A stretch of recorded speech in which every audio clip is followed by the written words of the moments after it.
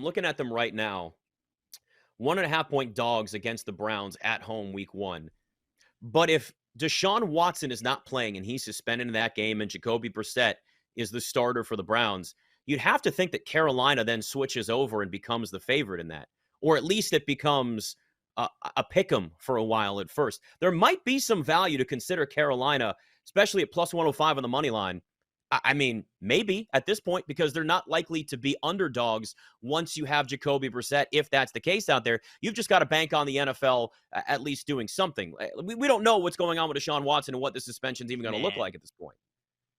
if we get to 2 months from now and Deshaun Watson is on the field for week 1, right, wrong, and different, I don't know how the NFL looks at anybody, even in the court of public opinion, in the I face don't and know, has the man.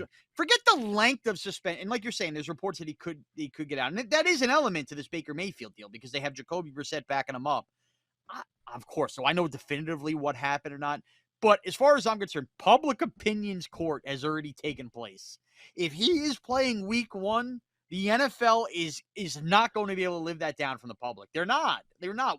However you side on it, the pitchforks will be out for the NFL. So I am operating and gambling under the assumption Deshaun Watson might be there week 8. He might be there week 12. Maybe he's not there all year. I don't think he's there week 1. I really do not. Unless he has some kind of weird appeal at last 2 weeks into the season, something like that. That's the caveat. And if you're the Carolina Panthers and you trade for Baker Mayfield and he can't beat his former team led by Jacoby Brissett, I wouldn't let him start another week after that. Like, it would be one and done for me. Like, I would be so confident in Carolina that week, I would consider them with one of my knockout pool picks if they're facing Jacoby Brissett and the Browns. But you see all the scenarios you and I have both just come up with, right?